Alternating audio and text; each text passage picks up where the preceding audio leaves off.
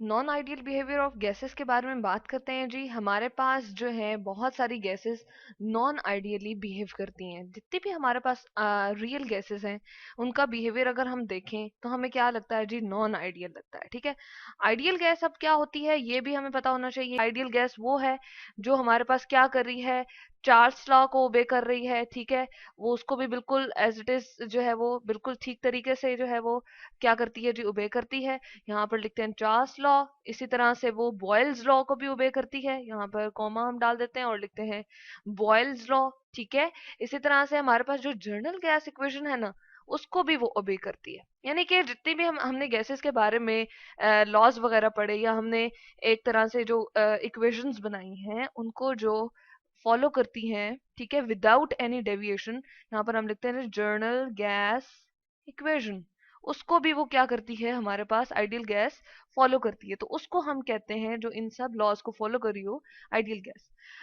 अब इसके लिए ना क्या बनाया गया जी, एक ग्राफ सा बना दिया गया है और उस पे हम क्या करते हैं, इस एक हमने जो रेफरेंस ली हुई है चीज कि जिससे हम ये देख सकते हैं कि कौन सी गैस हमारे पास आइडियल है और कौन सी हमारे पास रियल गैस है। ठीक है, तो इस ग्राफ के थ्रू हम देख रहे हैं कि पीवी ओवर एनआरटी हमने वाई एक्सिस पे लिया है। ये वाला जो ग्राफ का एक्सिस होता है वाई एक्सिस होता है और ये एक्स एक्सिस होता है, प्रेशर एटमॉस्फेयर में ले लिया। ठीक है, इन दोनों के दरमियान जो है हम ग्राफ को बनाना शुरू करते हैं। जब बनाते हैं तो हमारे पास ये क्या है जी, पीवी ओवर एनआरटी, इसको कंप्रेसिबिलिटी फैक्टर भी कहते हैं। ठीक है, इसका जो नाम दिया जाता है वो कंप्रेसिबिलिटी फैक्टर दिया जाता है। अब क्या होता है, हमारे पास जो सारी की सारी रियल गैसेस हैं, चंद एग्जांपल्स अगर हम ले लें, हमारे पास कौन सी आ जाएगी, मैं यहाँ पर लिखती हूँ रियल गैसेस में हमारे पास कौन से आ जाएंगी जी, रियल, छोटा सा करके लिख लेते हैं हम ये साइड पे। रियल गैसेस में हम एग्जांपल ले सकते हैं हाइड्रोजन की, H2 लिख देती हूँ उसके लिए। इसी तरह से हम लिख सकते हैं जी हीलियम। ठीक है, हीलियम की एग्जांपल ले सकते हैं, He की, जो हमारे आसपास एटमॉस्फेयर में अवेलेबल है ना, नाइट्रोजन और कार्बन डाइऑक्साइड। अब क्या होता है कि जब हम इनको, इन दोनों इनके बिहेवियर्स को देखते हैं, ठीक है, यानी कि हम प्रेशर अप्लाई करते जाते हैं, प्रेशर इंक्रीज करते जाते हैं इन सब गैसेस पे, तो पीवी ओवर एनआरटी जो कि कंप्रेसिबिलिटी फैक्टर है, उसकी हमारे पास किस तरह से वैल्यूज आती हैं, उसकी अगर हम देखें तो हम जो है क्या करते हैं जी, 0 डिग्री सेंटीग्रेड पे टेम्परेचर हमने क्या रखा हुआ है, यहाँ पर हम लिख देते हैं एट 0 डिग्री सेंटीग्रेड पे टेम्परेचर हमने बिल्कुल क्या है, कम किया हुआ है। तो हमारे पास क्या आते हैं डिफरेंट, हमारे पास जो है, अगर आइडियल गैस के लिए हम बात करें तो आइडियल गैस हमें ये स्ट्रेट लाइन देगी। ठीक है, आइडियल गैस को क्या देना चाहिए हमें, स्ट्रेट लाइन। यहाँ पर मैं लिख देती हूँ ये आइडियल गैस है जो सारे के सारे लॉज को ओबे कर रही है और हमें इन दोनों के दरमियान यानी कि प्रेशर के इंक्रीज करने से हमारे पास PV over NRT compressibility factor जो है वो आइडियल गैस के लिए आंसर जो है वो यूनिटी आ रहा है, यानी कि एक खास स्पेसिफिक वैल्यू आ रही है। इस पे अगर मैं कहूँ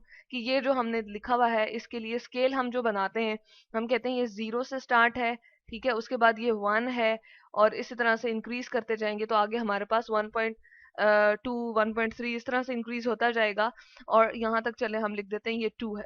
ठीक है, कंप्रेसिबिलिटी फैक्टर की हमने यहाँ पर वैल्यूज लिख दी। इसी तरह से एटमॉस्फेयर की हम कर सकते हैं, ये 0 है, यहाँ पर हमारे पास 200 आ गया एटमॉस्फेयर। ठीक है, यहाँ पर हमारे पास 300 आ गया। ठीक है, और यहाँ पर हमारे पास क्या आ गया, 400 आ गया। तो अब आइडियल गैस हमारे पास बिल्कुल स्ट्रेट बिहेवियर शो करती है, यानी कि उसका जो है वो हमारे पास ये पीवी ओवर एनआरटी उसकी वैल्यू 1 आती है, कंप्रेसिबिलिटी फैक्टर की 1 वैल्यू आती है, स्ट्रेट लाइन देती है।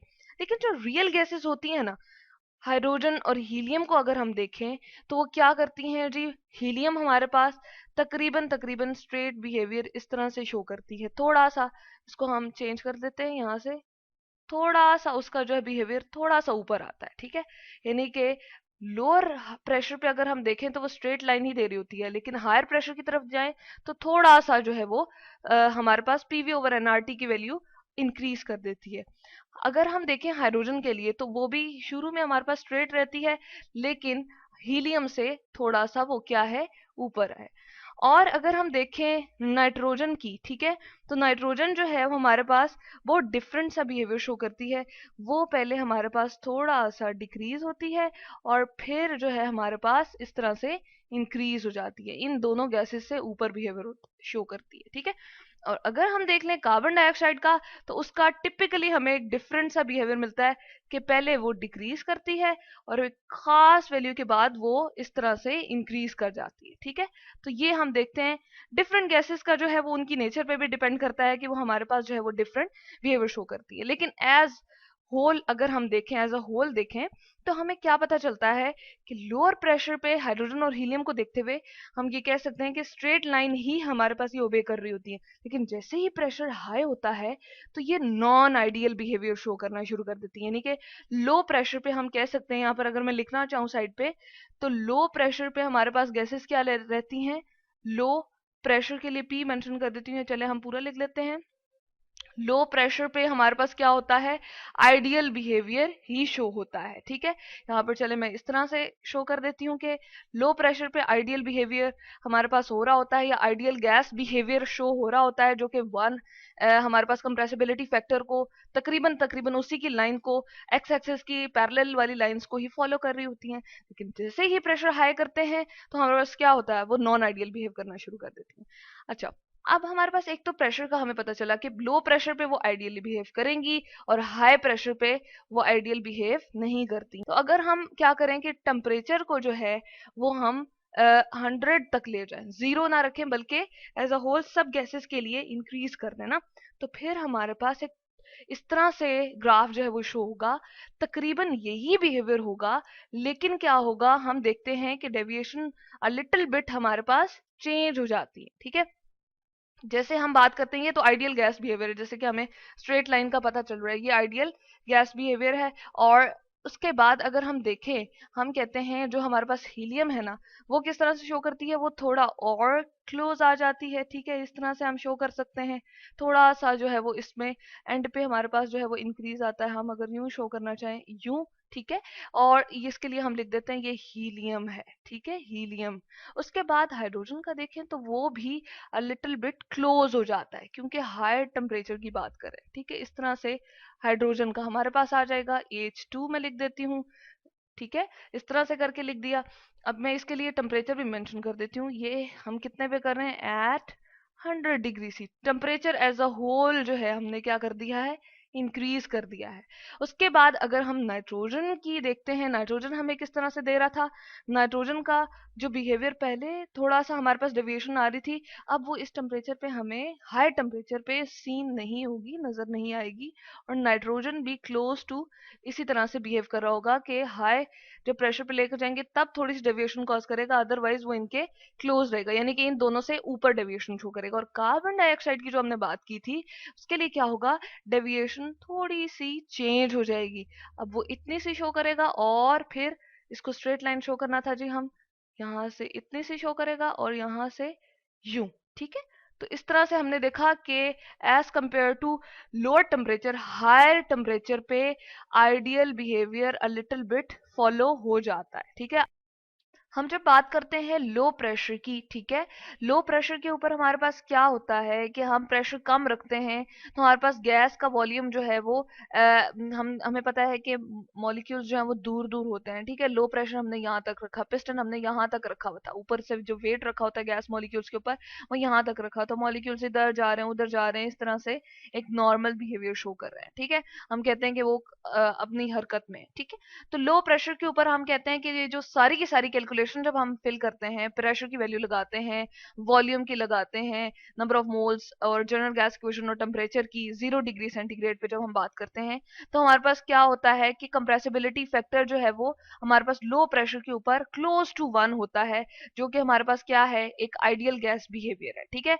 तो लेकिन जब हम बात करते हैं कि हम जो है प्रेशर हाई कर देते हैं, हाई प्रेशर के ऊपर हमारे पास ये होता है, अब क्या होगा, पिस्टन यहां से क्या करेगा, नीचे की तरफ आ जाएगा। ठीक है, पिस्टन जो है वो हम कहते हैं हमारे पास क्या करेगा, यहाँ से हम मूव करा देंगे। ठीक है, यहाँ से हम हटा देते हैं और नीचे की तरफ ले आते हैं। जब नीचे की तरफ ले आते हैं तो क्या होता है, हमारे पास ये होता है कि गैस वॉल्यूम जो है वो हमारे पास गैस की अपने मॉलिक्यूल्स का वॉल्यूम पहले सिग्निफिकेंट नहीं था, पहले नहीं हमें ऐसा जो है वो उनके दरमियान में हम कहते हैं कि एक खास किस्म की अट्रैक्टिव फोर्सेस नहीं आ रही थी। लेकिन जैसे ही वॉल्यूम क्लोज हो जाएगा, यानी कि मॉलिक्यूल्स एक दूसरे के क्लोज हो जाएंगे, मॉलिक्यूल का वॉल्यूम जो है वो हम कहते हैं सिग्निफिकेंट हो जाएगा, जाहिर होना शुरू हो जाएगा।